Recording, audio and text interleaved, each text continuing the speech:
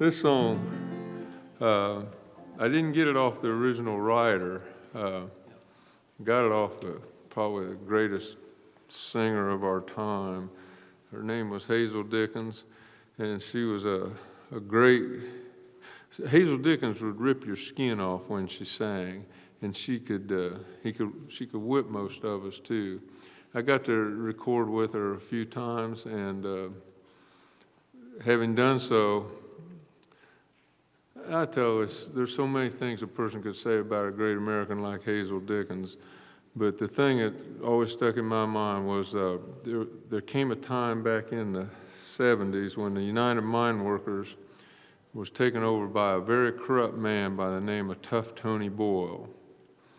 And what Tony Boyle did was he took the black lung funds of the union workers who dug in the deep pit mines.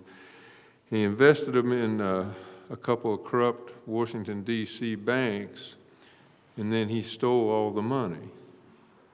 So that when I played with a band called Ralph Stanley and the Clinch Mountain Boys, we had a wonderful fiddler who had worked in the mines most of his life, and he had black lung disease, and he had paid into that fund all his life, and his black lung monthly payment because of Tony Boyle was $6 a month.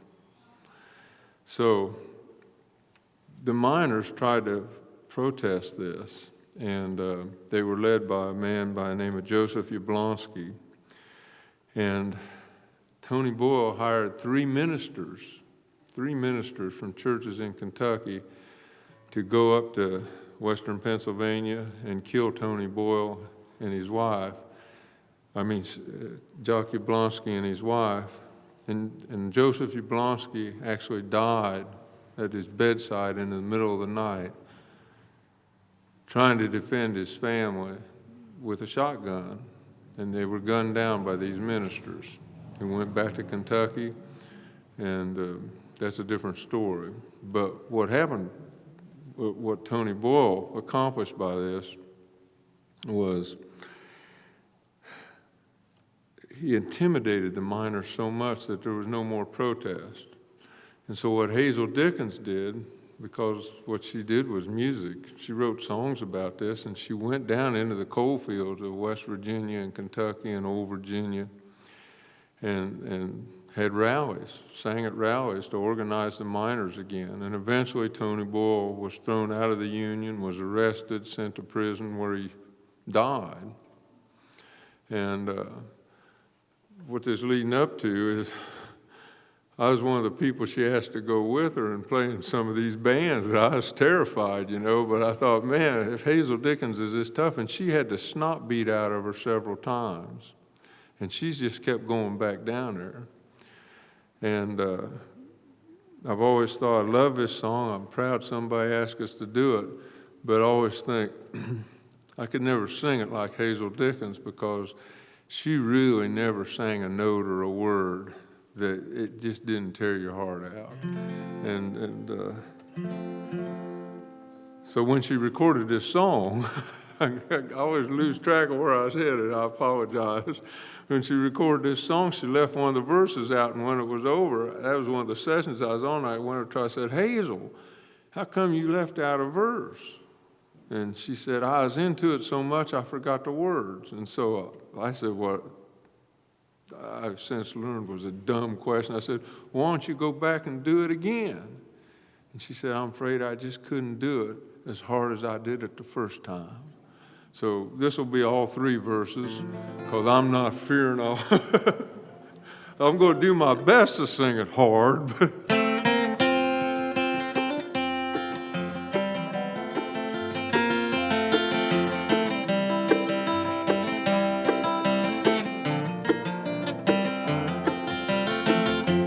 At the east end of town, at the foot of the hill, there's a chimney so tall that says Aragon Mill. But there's no smoke at all coming out of that stack, 'cause the mill has shut down and it ain't coming back.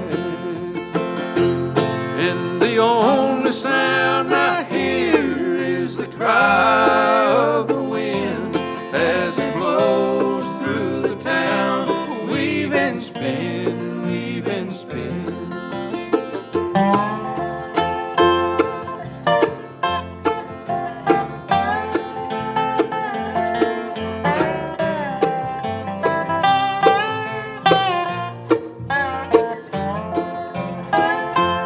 There's no children at all in the narrow, empty street.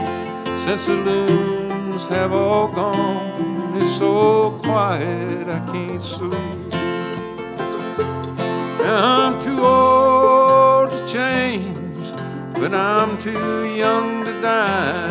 And there's no place to go for my woman and I. The only sound I hear is the cry of the wind as it blows through the town, weave and spin, weave and spin.